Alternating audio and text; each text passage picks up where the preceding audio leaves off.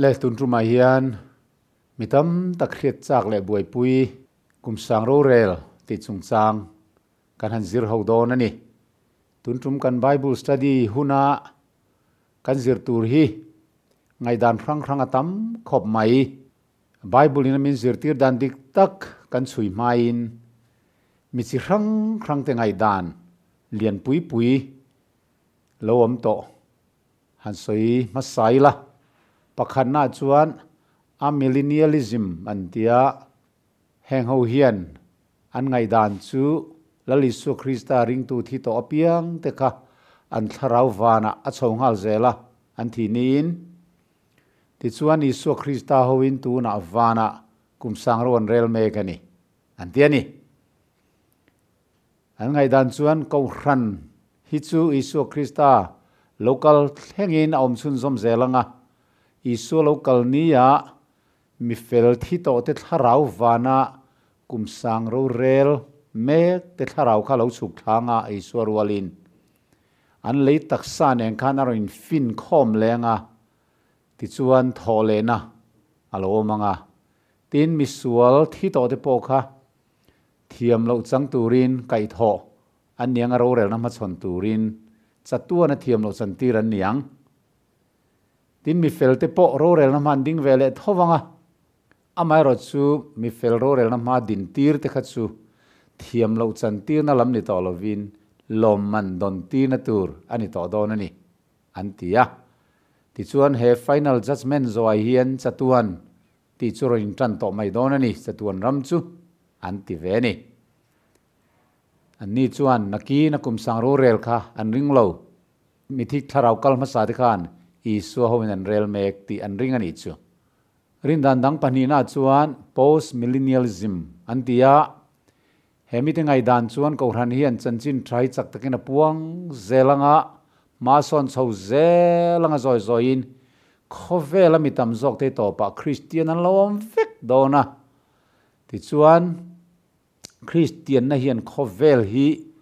a op dona pathian du dan mil pin kan in kai hruanga rem na le muan na ro pui tak mai alo thlenganga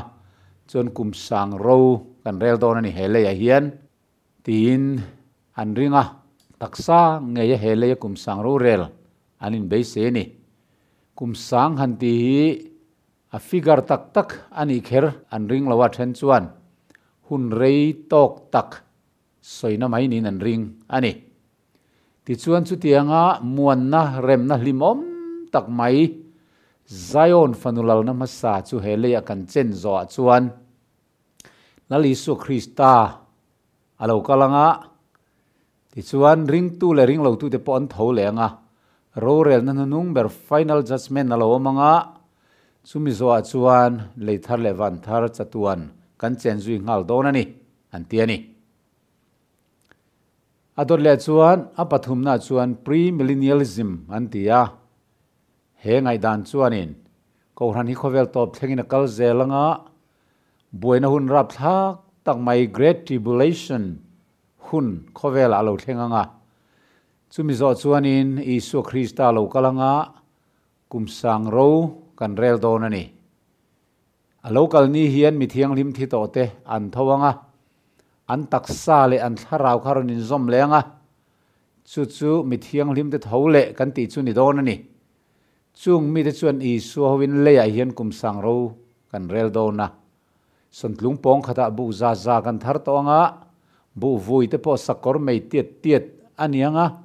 alu te po lung ti tiet te don ani ti ngai dan kha an nei ani ti chuan a then chuan kum sang khat chia hun kan mangang ti an rin lain then khatero chuan hei chu hun rei tok tak soina mai ne kum bi thlia chia ni lovang an ti ve boka he kum sang Rorel na hian Isu Krista chu taksa ngein physically in alo kalanga heta kum sang ro min rel pui dona an ti ani khovela hian lalangin ro a rel don an tia heti laya misual ringlo mi lo la dam ve chuna te kha Judah ho an nianga ti chuanin ali sualam anon hoyanga chandam ani ve don ani antiani pre-tribulational millennialism antilea apalina chuan ko ran hun hi aruka mithiang limlor thlengin akal chhozel dona isuaring tu thito te kha an lo thowanga mithiang lim nungdam om tenen vana ruai chawan nianga chu mithiang lim lor ti nani tin Thessalonica bungli changsom pruk changsom pasari thu khan tran chana chu mi chung chuan le a hian buaina hun rap thak tak mai great tribulation alo thleng dona kum sari chung zet mai buaina aom dona he kum sari chung hian isu lo kal le na chin chian zong zong khale a hian a thleng fam kim vekanga chuan Judah nam zong zong te sing khom na ruai khom na alo thlenganga lali su Krista chu an lal Mesia tan anon pom don ani antiani he rom na tribulation hun chung hian Judah te ne na chanchin tharil anianga ti chuanin lali su Krista an lo pomanga buaina hun to pa chuan isu chu ami thiang lim lor to tenen khan wa na tangin lo kalanga kum sang khat Rorel na alo thengang antiani he kum sang Rorel zo hian mi sual ten lo tho lenga setna le ho ti zong zong nen hel na ron chok chuak lenga ti chuan setna le ho ti chuanin Isu Krista le mi thiang lim te chu anon doanga ma se Rorel na nung ber final judgment alo thenganga chuan mi suak sual te Rorel sak anianga chu mi zo chuan chatuan alo in tran toang antibok ani khang te kha kumsang Rorel chungchanga rin dan chi rang rang lo om lian zual puiten nia tin kan zorama po hian mi then khat chuan tuna kumsang ro kan rel to e ti te ponoma kan mi lim then khat te khan a then khatero chuan tlang sama kumsang ro kan rel don Zion fanulal namasa kan chen don ani antiboka then khatin thaltlanga sangau bula an lo ti to bokani kha chung zong zong kara chuan pathian thu he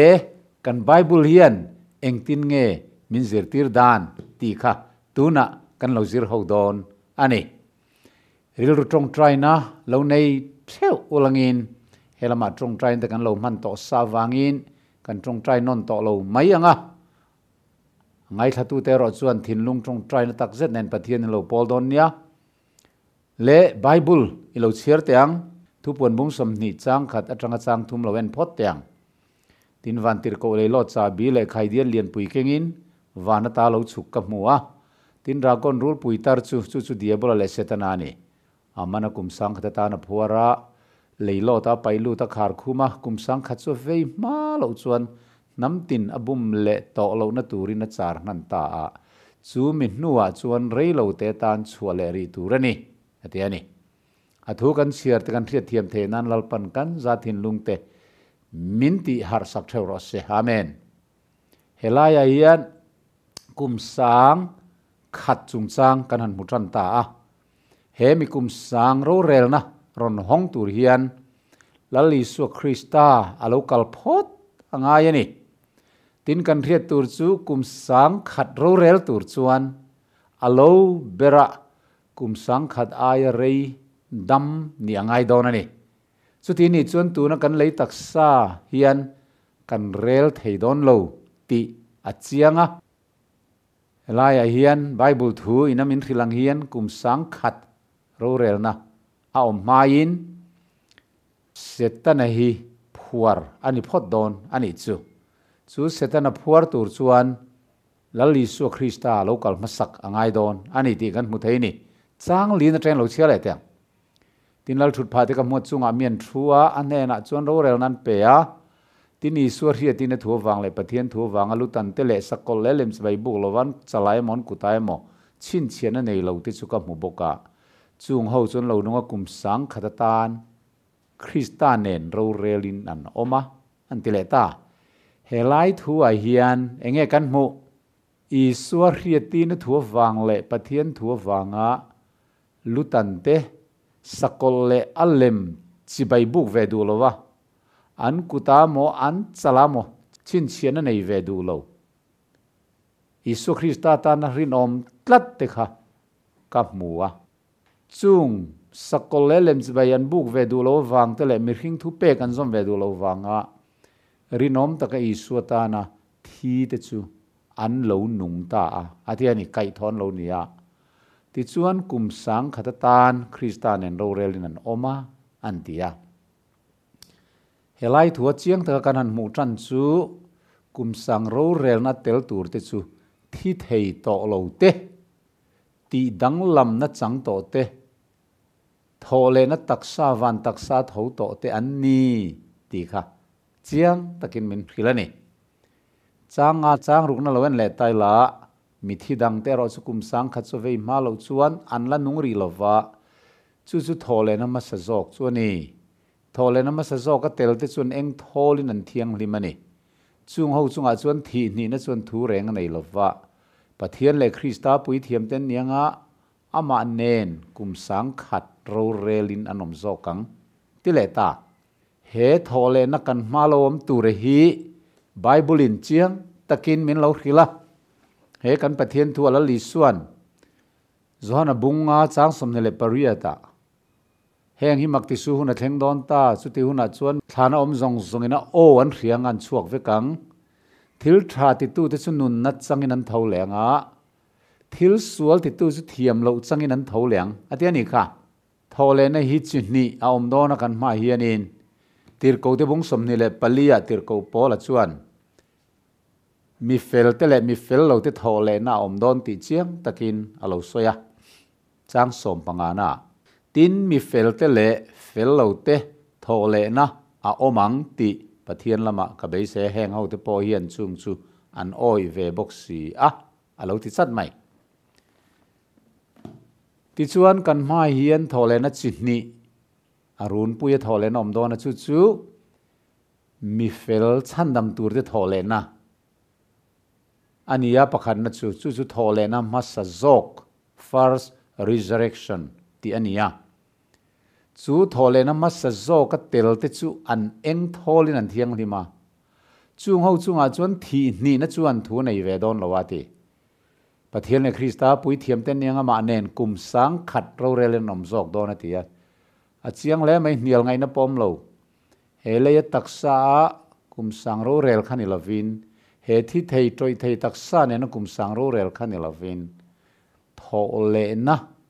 masa zawk ka thole te anni ti le taksa thi thei to lo tur ti dang lam chang to te soinani ti chuan kum sang khat chu avei ma lo chuan mit hi dang te chuan nung ri lovang an ti ta kha nia chu tu te nge kan ti chuan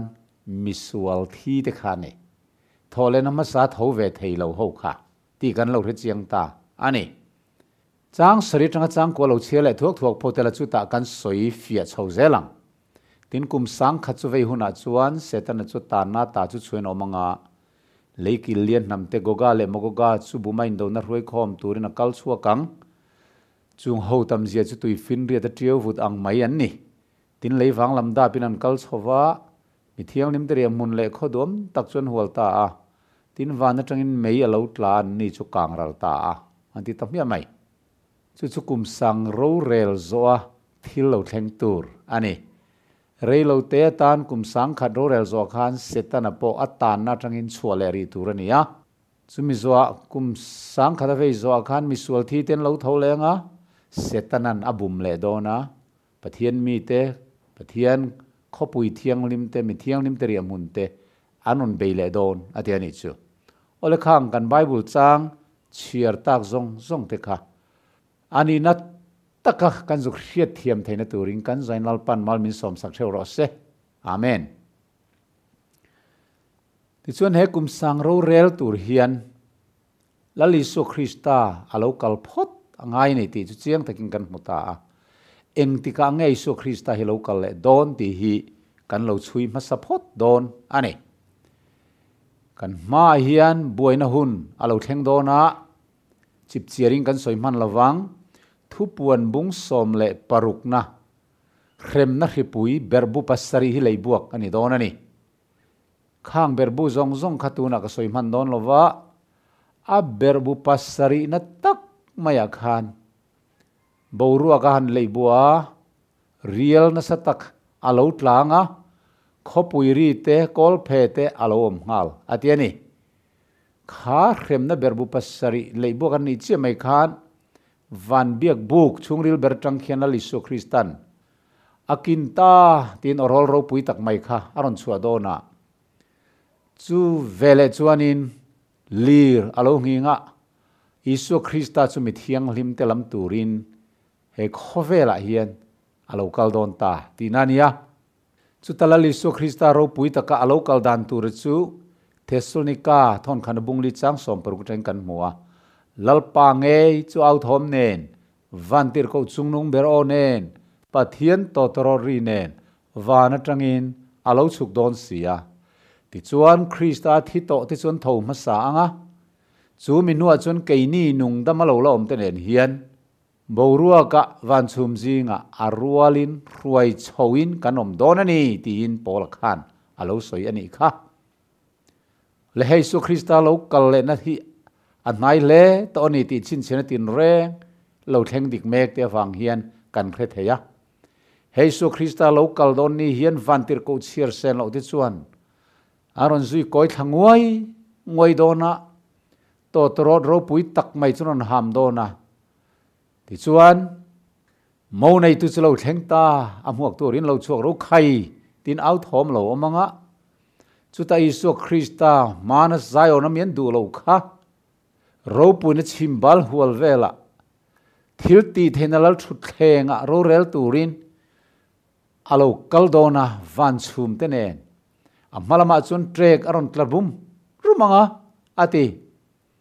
sam somnga na changthum kan siar chuan kan pathian chu alo kalanga angoi reng lawang amalama chun meiron kang thalua lua dona ni ti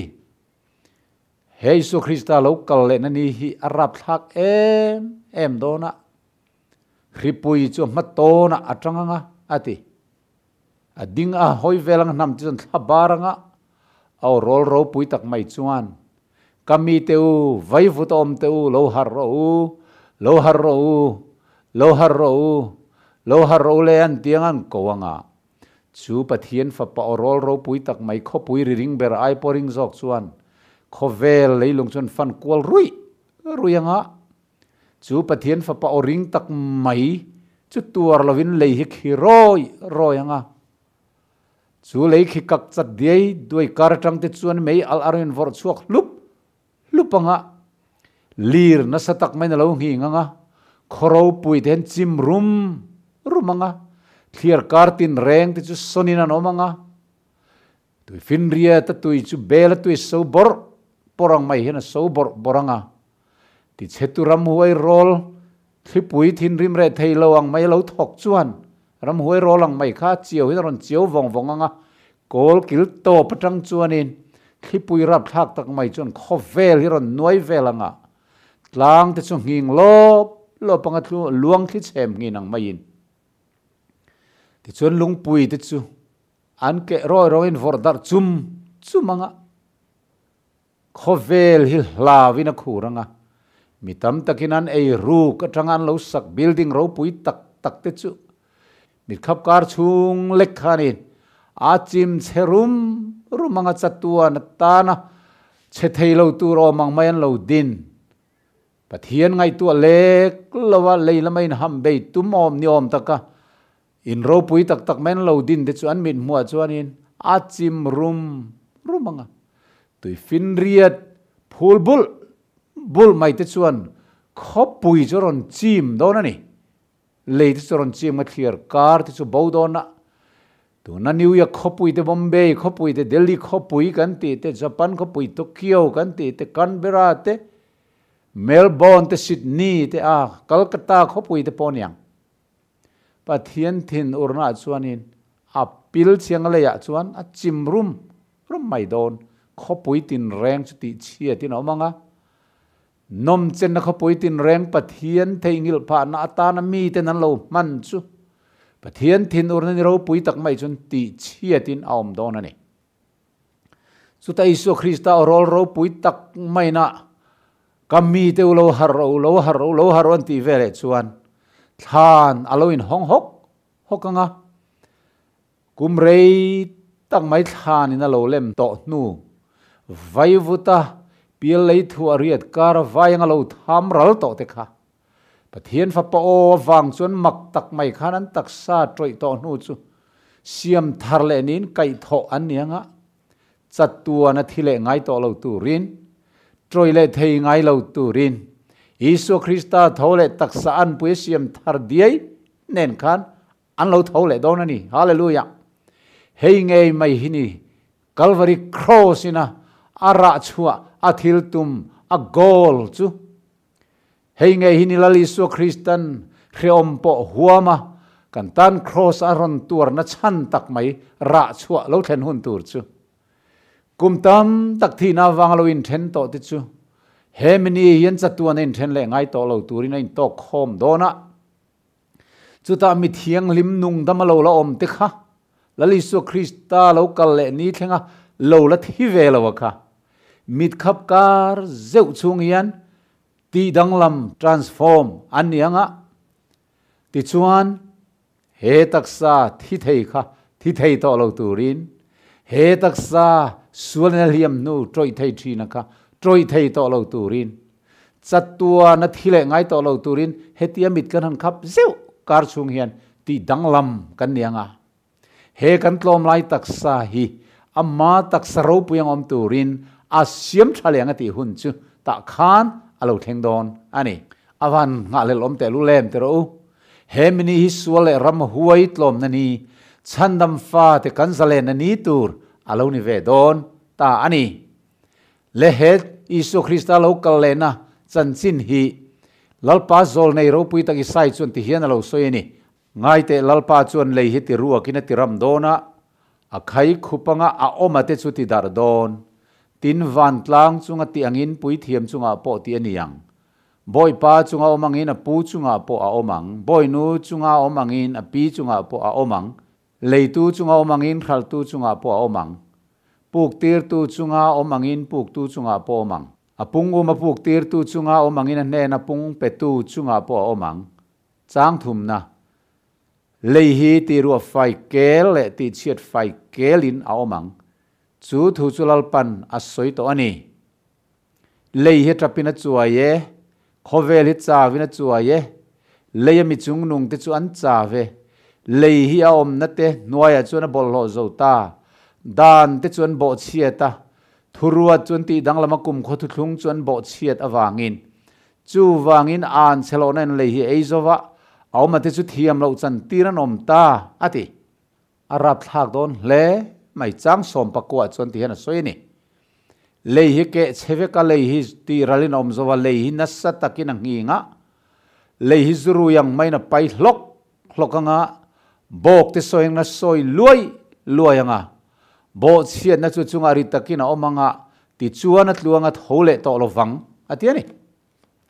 Jesu Krista local ni hi ring lo mi te tan chun ni ro puile ni rap thak ber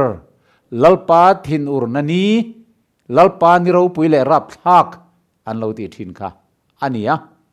amaro cheti lai tak mai hian ring tu Isu Krista minga wanga rinom takati thlenga lo om te tan chuan kan lom nani kan limber nani ani dona chu Isu Krista melro pui tak mai chun lai ni ai po eng moi zok chuan he khovel mun thim tin reng mai chu mel eng chuna ron en tlang puatanga mi suak sual ten mel trin tlan bo nan zonganga ma sen mu don lo lung puin vordar chum tele tlang chim rum te tlang phelo lop ten hena chuan tlang teu min del ro lungpui teu min del ro mual teu min khu ro khai beram no thin ur chlo thleng ta tunge mo ding zawang le tin an om an chu manga an hachangan thialanga tra le room nein aman don ta hlawin khabarin an omanga beram no thin ur na mel la ka tang chun tlan bo an duang ma se tlan bo na om don to lo chuta hlawan khureng la yin pathian mi thi na ne than thi matanga chatuan na thile ngai to lo thole te le isu local ni thenga nung damalo la om pathian mi mirin om te taksa ti dang lama om to te chuan van lamanan thir ngai Isu Krista ro pui taka van chum te ne na a local mel chun han muanga o hei hi kan pathian ani anni hi kan ngak renga ti chuan anin min chandamang ani hi kan ngak renga mi chandam na chung kan limin kan lo mang tin an lo au rual ve to thung don ani chu he mini hen mi nang lo tak mai kan om don then kha chu lim na le lom na le chatuan thamuan nei miron lu alain then kha chu chatuan thaphan na le lau nei thabar nei ron man ve thung don zurui mi te ke este nuam chen reng renga zule sa ne na pathiana omani ti po ring phal lo le khredu lo khopa sumle pai te tlana nuam lo chen zong zong khan he mini yen lungai to pinal Krista chu an mu ve thung dona tlan bonan zong an mu don lo so Krista meleng ro pui tak chu an mu ina rap thak an til tuk dona a mel eng rap thak le a local le na in lar na mei al atang chuan an thi vek dona ni mi sok sol zong zong chu mathai bung som ni pali chang som pathuma mi hing fa pai thil ti theina le ro puina na satak nen van chum chunga local an muang atiani avaro pui donem lema atia kan muang hian Isu Krista tel lo khovela zule sale sumle paine na lo in oit leit hei a in ngai te kha he mini chun ti hian hlavin an khuranga Isu Krista melan en ngam don lowa chatuan boral na chuan aron man don tani ti an khredon ani zol nei sai na sueng khan lir nging na sataka wang chuan lei hi ke chevekanga lei hi ti ralin omanga zuru yang mai na pai lokanga bok te soy mai khan soi luai mai don ani chu man ni re lo te lir nging se kon ngai molek te pokha kan muhil ngam lo ani lom ni khovel pum pui mai hi bok te soy yang mai soi luai huna le an ke buai huna chuan kho pui cha po ber te an pil duai in chong ro pui ber te chulin nging rap thak tak men an soi chiat ni a chuan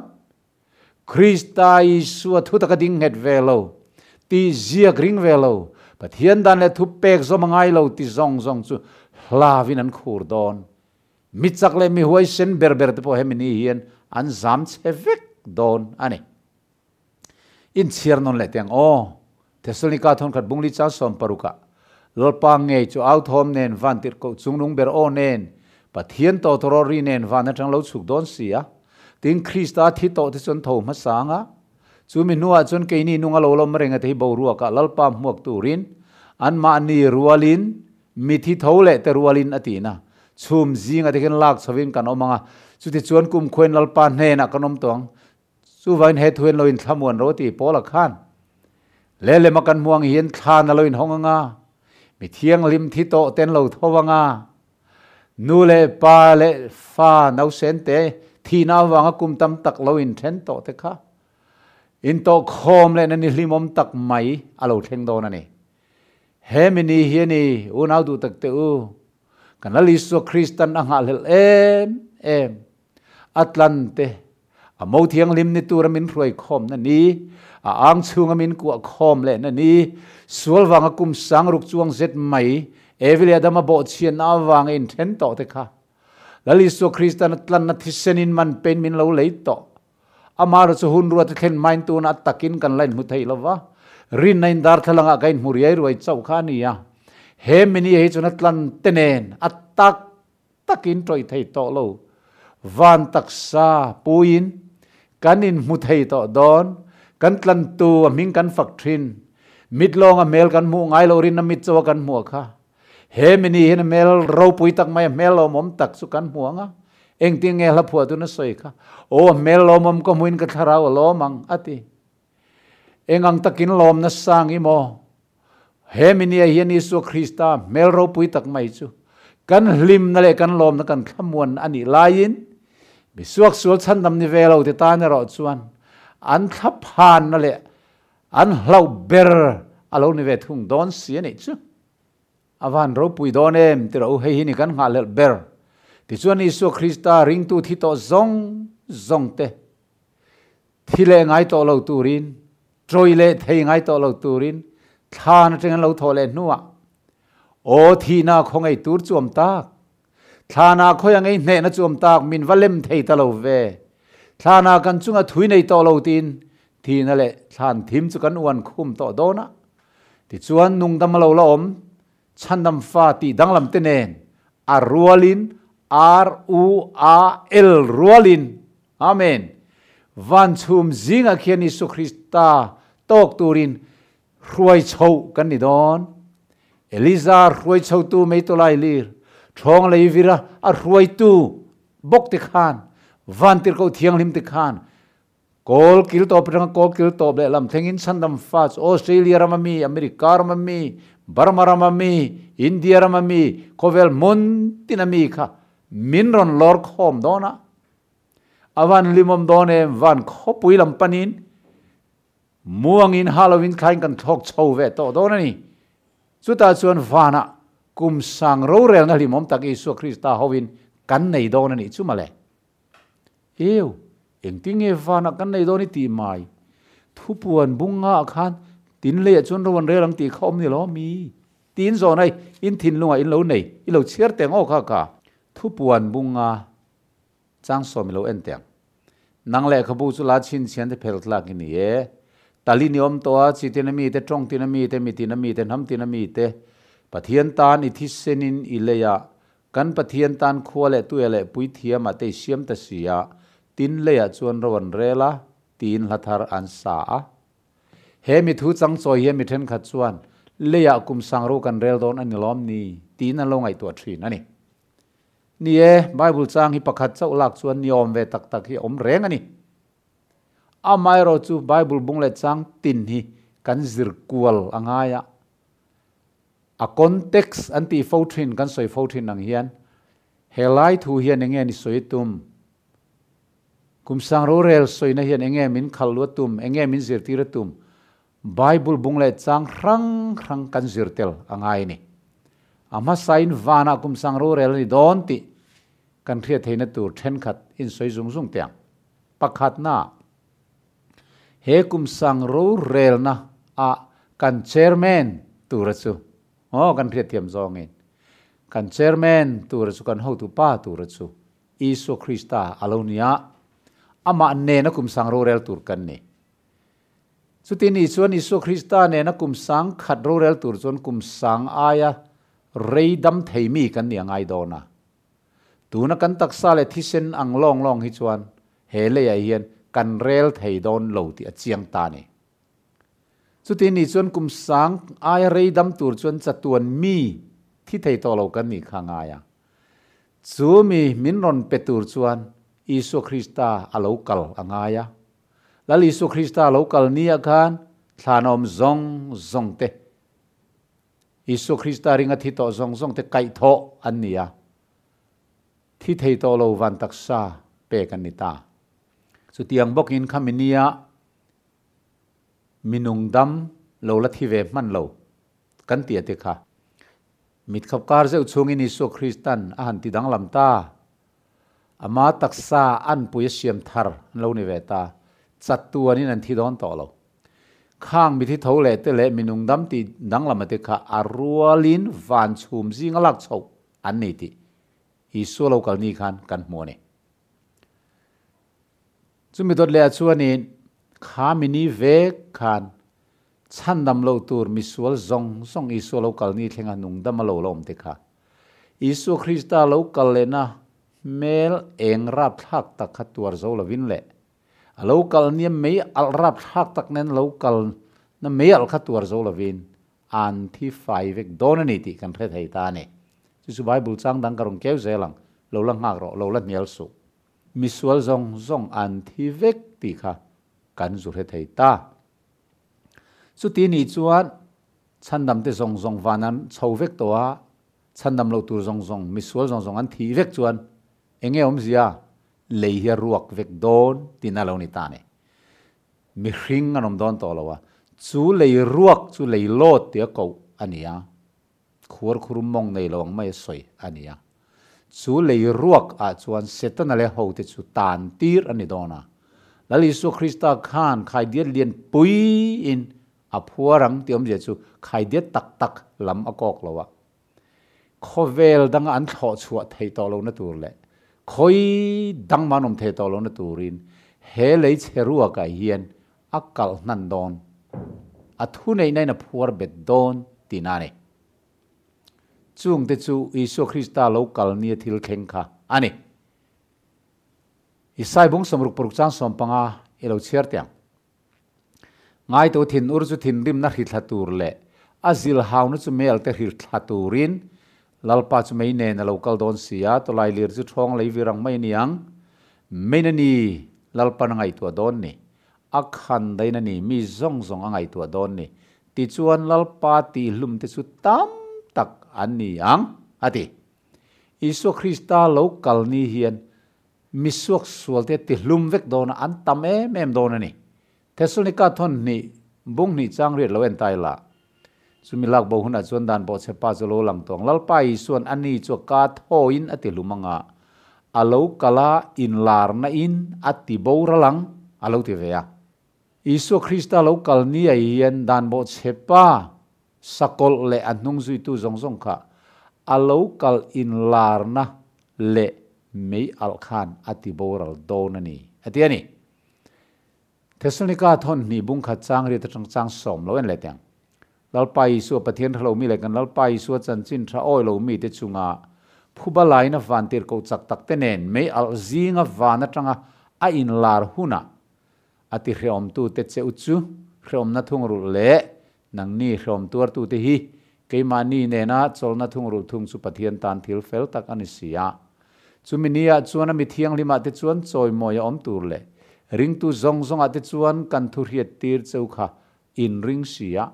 makti tura local huna chuan chung pathian hrelo mi le kan lalpai suwa chan chin tha oi lo mi te chuan rem man turanga lalpa ne na ta le achak na ro puina tanga chatuana boral na chu ati ani Isu Christa local ni hian misuak sual zong zong te chu ati boral don ti Bible hian mun tam taka alo soyani isai bong somni pali chang khat khalo chiar non le teng o ngai te lalpa chun le hi te ruak ni teram dona akhai khupanga o mate chu ti dar don le hi ti ruwa faikel le ti chiar faikel in omang chu thu chu lalpa na soi to ni ati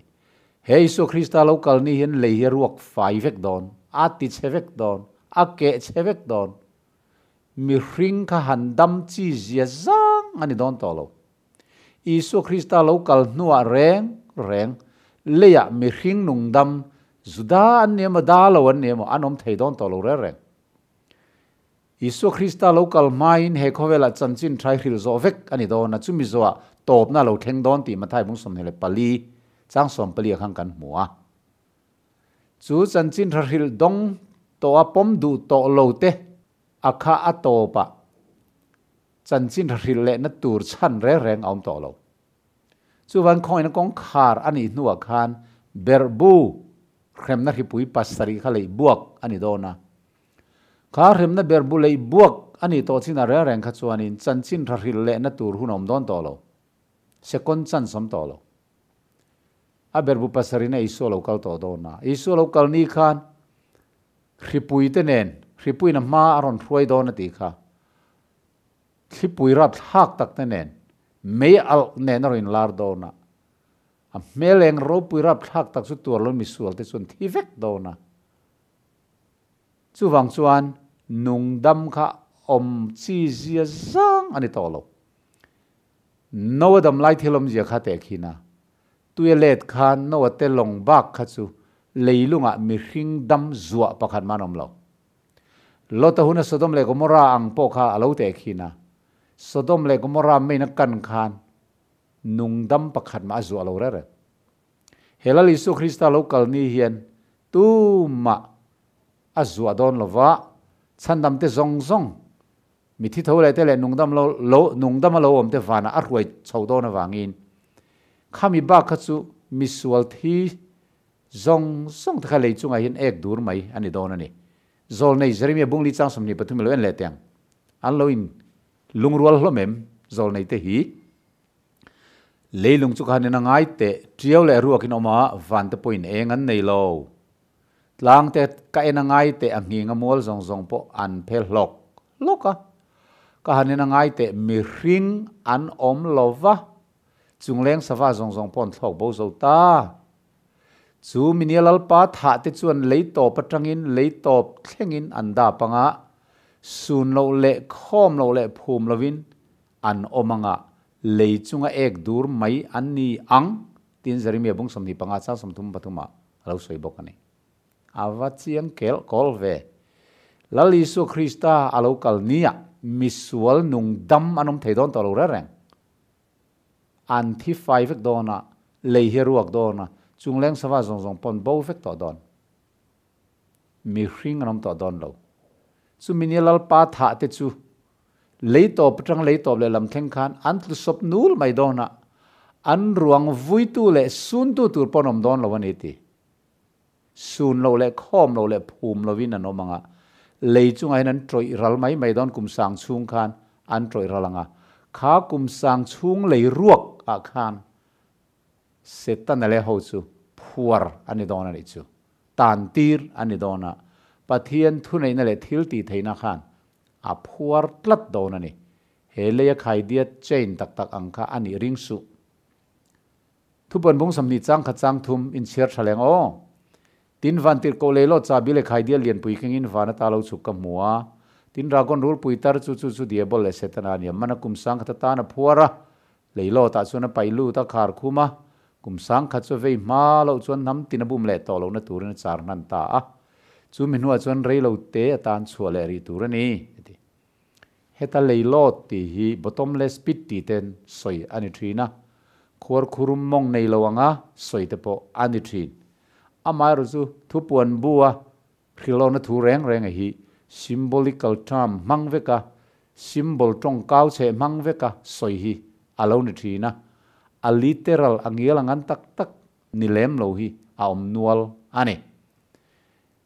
atirin lehi chia ruak ngotani tia po kha lei ruak kha helai thu puan zia ka leilot ti nen hian a hebrai lama chuan ai nang reng ani chu lei cheruak a chuan khovel danga kal pathina phal to don lo wang khan setan le ho de khan tang don ani kum sang chung zet mai kha khami chung kum sang khat chung khan mi felte nengen ti don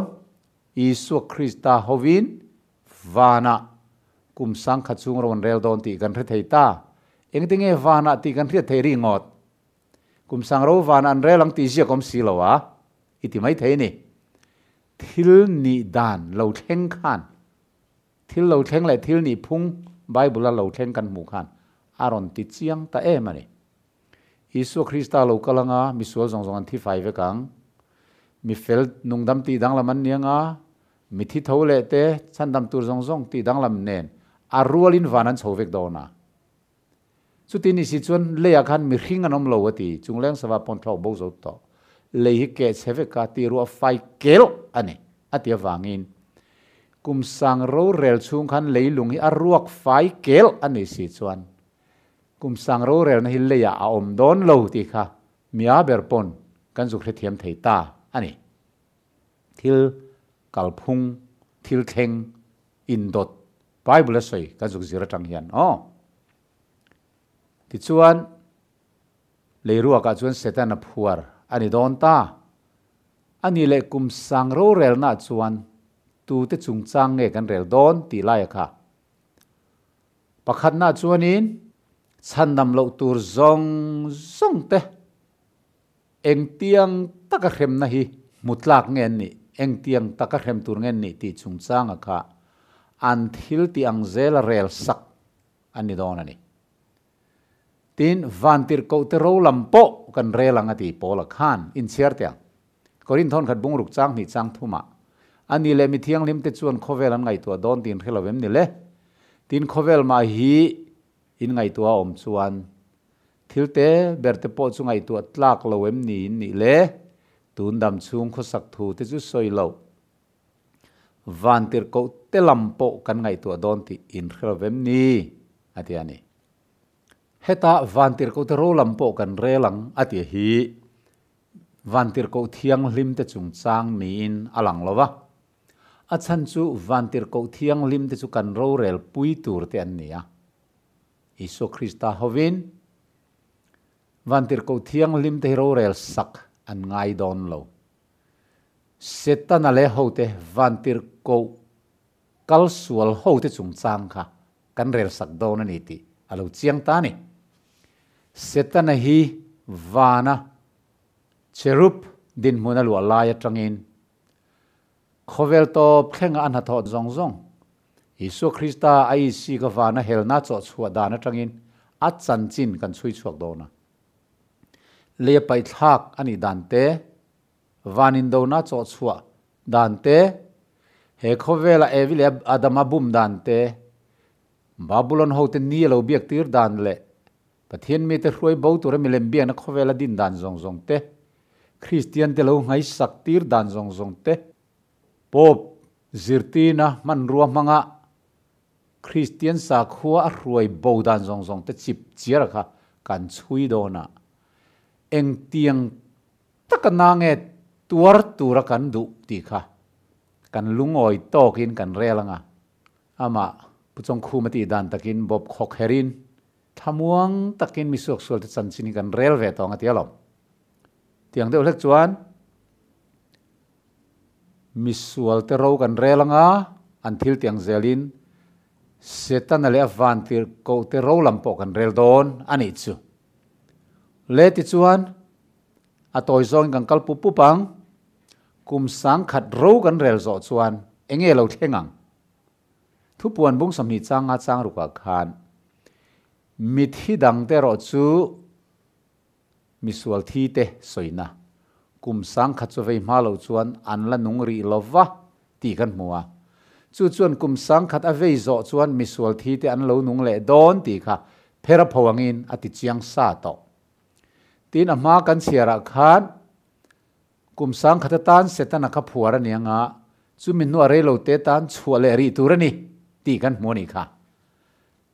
ti chuan kum sang to pa chuan nge lo thengang kum sang Rorel zo chuan misuak sual thi te an pian tira tangan thi ni khenga an damlai an thil ti sual man zong zong tuar turin kai tho an ni ve ngat donani misual ten thi vele khrem hun an kal ngal ngot re reng lo chu wang chuan misual thi te kai tho an niang an taksa nge in an lo tho vele don kan survey bokin an tho leang ti ri nom TB vei bokin an tho leang ace vei po chu tiang zelin eng wange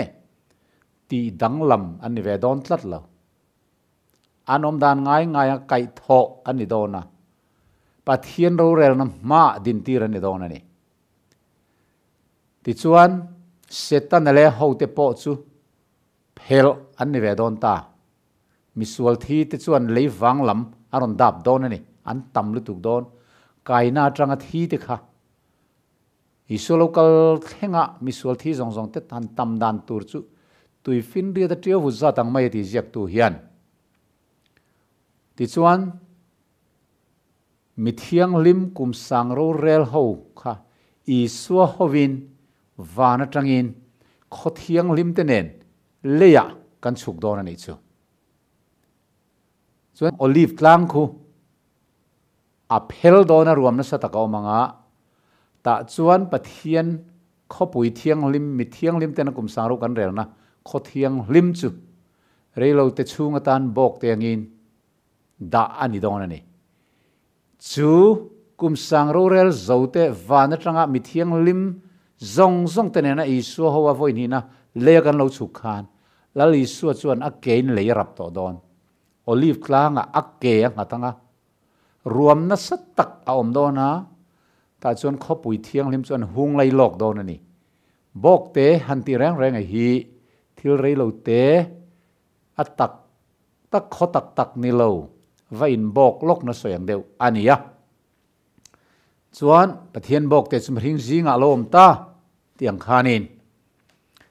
chu chumi sual te na lo mu chuan an tlan chianga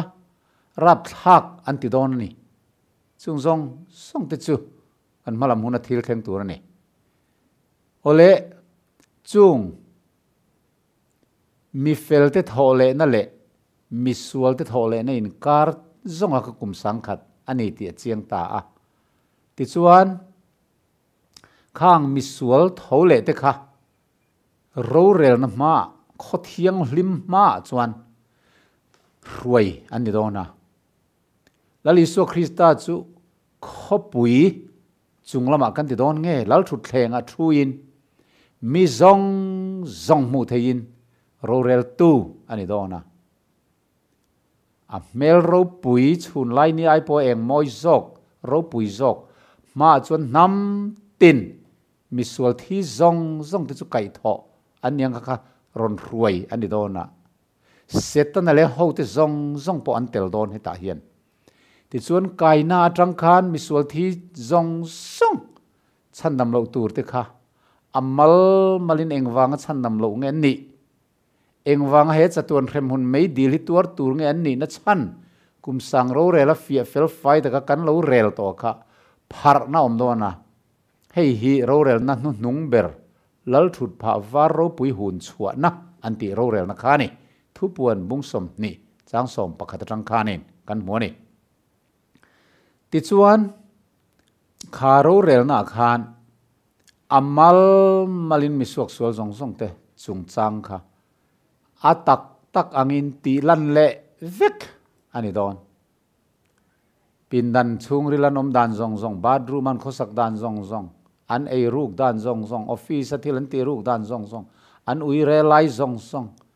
eng kim mai anthil ti zong kha video ai chiang cinema ai chiang zokin atak ang mai khan tarlan sak vek ani dona pindan chung rila bengbula ru ka se sen thu soi kha in chunga tlang aw anga puan chu ani dona ti khata khan a thleng dona ni tin thima thil thu ru zong kha enga an phor chuak vek dona aru kan thil ti zong an tual tha zong eng kim mai khalo lang dona ni tin speaker ro pui tak kan lo ngai thin dam lo te po ti dam thei an trong tran len thu soi lai lak lo dam lo te lo dam mai banin toy le lo in chen ta mai te kein toy le lo in chen ta mai te po anyang ani lo le mi thi te hial po lo kai tho thei in chal te po kha chan nam lo tur te zinga hinan tel treu mai don ani chung mi te chuan an chan chin zong phor chua sak an ni lai chuan zak lutukin an chan chin chun lo thlir vereng dona mi zong khanan mu pui vek dona ehe en teu so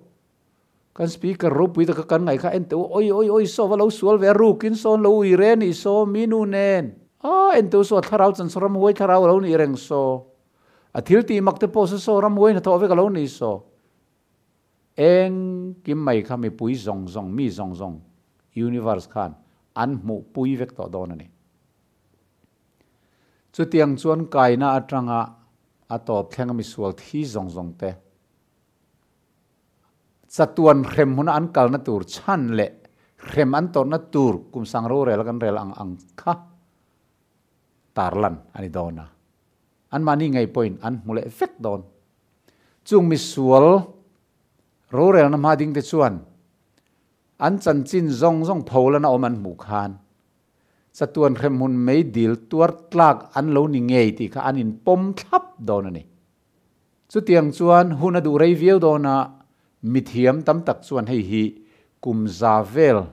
adu don nin an ringa hero rel na hun chung hi a chan chu isai zia ka khat misual kum zadam chu an chedong an tiang ti ziak alo nia ti chuan chandam lo tur te kha Rorel na man din huna kha kum zavel a o don nin an ngai mithan khat chuan adik le dik lo chu pathian chaw na hriang engma bible tarlan ani tat lo abak hi thupon bung samni chang som pani som pathum tin mi thi te lian ten lal thut pha ma ding ka muwa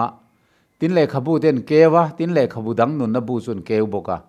tin mi thi te chu le khabu te ziak an thil tiang zelarel sakin an omta a atiani hetia Rorel na an ti zo to nu hianin mitin mai khan an chan chin te khan han mu khan an zak lutuk do na mitha ber ni oma kan ngai te thuril tu ro pui ber ni oma kan ngai te ma se ru kan lo sual ve si zi ate khatar lan ani ni a chuan oi kari na lo ang lo kain ti don ani ato pa ram huai sual vanter ko sual te po setan le a ho te po Isu Krista Rorel na ma chuan ruain anom dona chu ti hona chuan setan chu Krista ma chuan a zeng zo ta vek ma ti tur mai hian eng ma ti thei reng anei don to lo a ho te ram huai sual la chu an ngui ngei to mai dona sual le ram huai tlom na ni chandam fa te kan zalen na ni ro pui ti hla kan sakha ta hian at takin kan mudona ni setana chu vana cherup ani laya pathian kiang lo om lai din mun te khatar lan ani anga Isu Krista i si ka vana helna cho chua lai te vanin dona ati chua dan te le vantir ko mun thuma thena mun khat zen mai do ta bum chua dan te le pai kha kani dan te evile adam te do ta bum dan te khowela lo kai roi sual dan te ni biak na sa kholo din tir dan Sunday ni lo ser tir dan zong zong khowela sa khodik lo alo thedar dan zong zong sual sin reng kha hailan anianga chu minia chuanin misuak sual zong song te chuan setana chanchin pholan ani lai chun an mu ve vek dona an ten ron lua dona ni chu ta chuanin Isai bung som le pali chang som paruk hi anon cham chuak dona ni chu hei hi mo leiti khura ram tin tinginga khovel thaleranga siama khom te ti borala asalten in lamakal tura chhuwa ngai lawa chu ti in I chanchinan la chu tang tia pathianin Lucifer chungchang asoyaka heta hian atakin lo thenganga setana chanchin zong chu universe ma misual te ma chandam te ma pholan ani lai chuan setana chu zeng zo ta vekamati turin oma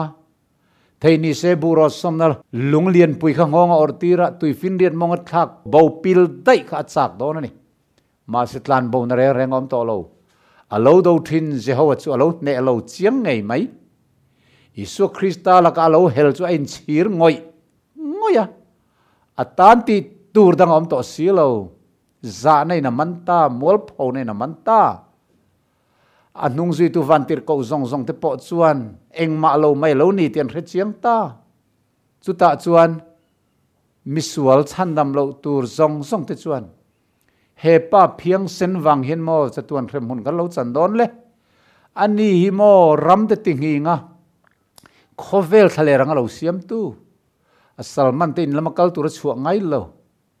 he chatuan hrem mun kan kal na tur chan zong abul tum tu chu ma phiang sen hi mo lo ni tin an huat ron don ani ma se ti ngai nom to lo an tan pheng phele pani khwalo tlai zo ta ole chu tianga beidong takaram huai sual zong te chan chin te le setan le misual zong te chan chin pholan ani Rorel na ti zoni nuwa mi zong chu setan chopin a ho te chopin nun nalal Krista Isu ma chuan an ku nanga lalpa nang ineng ki misia mai du wangom le siam ani Rorel na fel chu ti lan ani ta tu ngai ming za lo nga choi moi lo wang chandam lo turakan chungchang I rel na hi tuar tlak kan ni lalpai rel dikani tin leitin reng ain puanga khup tin reng lalpa ma thing thi don ti ziak kha alo theng don rombung sompri chang som pakhat in chiar tiang lalpa chon mitin reng ka man ku nanga leitin reng po pathian nena ain puangang tin chia ka chamani atia ti ziak ani sia kha hemi huna hian alo theng don ani khup tin reng an thing thianga leitin reng lalpa main puangang Isu Krista hi lalani ti du lo tu zong khan lalpa nang chueng kim siam tuini to le mek le lo lom tur pathian dik takini e nang ineng kimi siam ai du awang le siam ani nang chuan sandam kani theina turin eng kimi lo ti to ma se chu kan lo pom lo ani tu na khrem mun tuar tur kan chung chang rel hi i rel ti ka rel tlak ni nang chu pathian ni ati in lal te lal pathian ni tin leitin reng in an lapuang don ma se tlai to kami huna khan chu ta Isu Krista chuan Bethlehem anau se nang lo pian atangin Gesmani huan atanga Calvary in kar chandam na tur mi hing fateta na ain pek na zong ai ngai tlom na zong chumi zong ma an lan tir non le don ani chu zong chumi sual zong ten an clear huna chuan khovel mi zong in an tra don ani Isu Krista kha ma se kha tra na kha engma ani don to lo lungai to pinal Kristan manga o heng zong hi kan thon thu riat to nu kha ni kan la rian ngai lo thila ni lo Isu Krista chumi sultan thiani crossa thina ne na thole ti te khamana kan re to kan oi du lo kha ni o kha ti hun lai khan lo oi la chandam ni ve mai tur kan ni le an ti anga trap chungin han thial to don anin chirin an ban pel to don chuta chuan Isu Krista ne na thuri turo pui ber te chuan lalpa khopui asor min lo tir ve mai ro i mingin thu kan soi thin ko thera te khan kan out thin ani kha i mingin ram huai te kan not suak thin i mingin dam lo te kan ti dam thil mak te kan ti thin lo hem ni le tin an la dil don ani ma sela li so neng tin nge ti nang ni thil sual ti tu te u ka thu pek te rias zom du si lo tu khoi lam mi nge ni ka lo chu setan le tir ko ta na bua sai mai dila chun kal ro kalati don ti awa be don thak don em kha kho pui thiang lim chunga khan chandam fa te chatuan sak mel chul to ngai lo tu lali Isu Krista thisan tlan na wanga van tak sa siam thar lo ni to te mel chun wa muanga mana piang sole ke bai thin ka tu na chuan chatuan tak sa fam kimin na lom vek to tian wa muanga mana mi sual beran ngai no chi zuaran ngai te rangol veini zo kan ngai te le mi sualan ngai te kha lali Isu Krista la le chandam to poma sual lo sim to adan le thu pek lo zom to ten ne awangin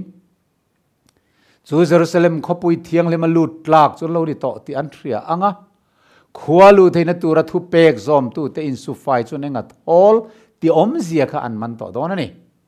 an chung te pon van muanga then chu nu le pa te van ramakal an ni khopon om te kha an han in thiat chuan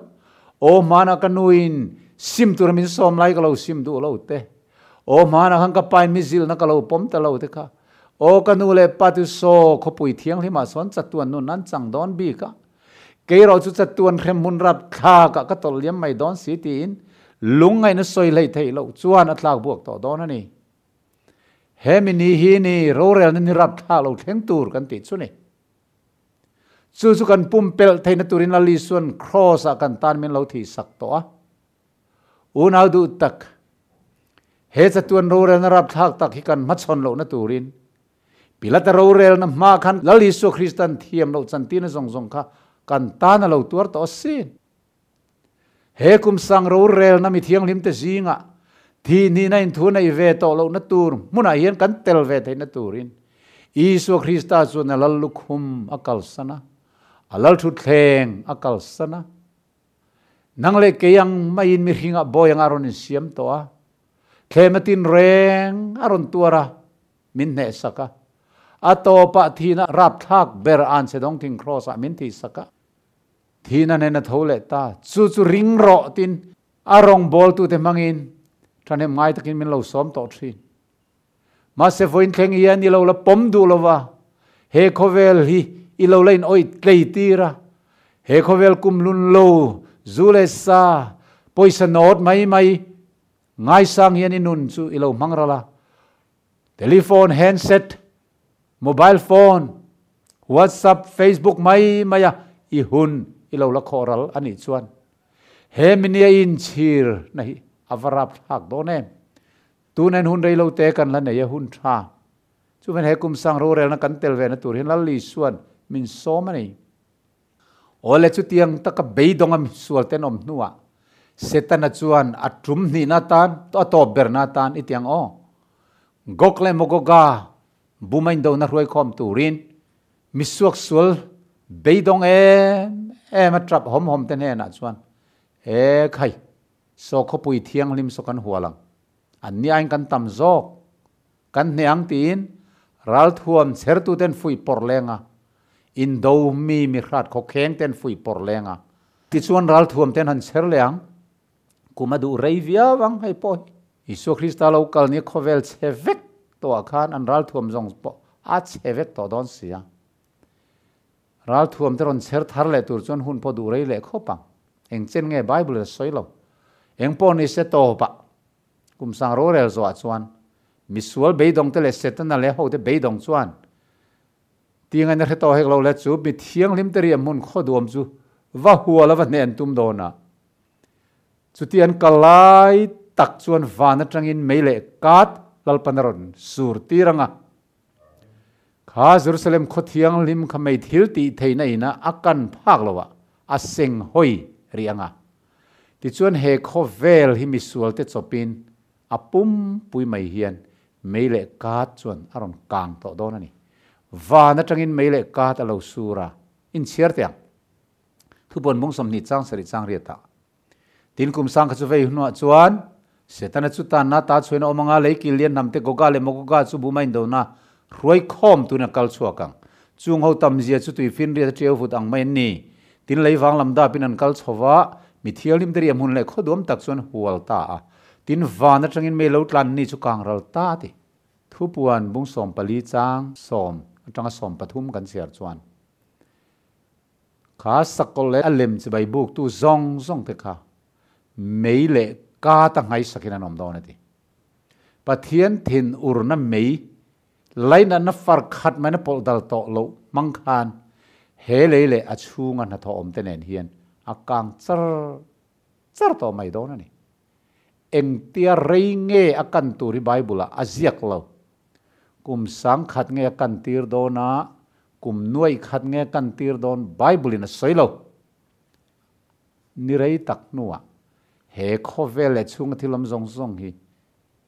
elements tenen lam hian akang ral fekanga setana po om ngai reng to lo tu na kang ral don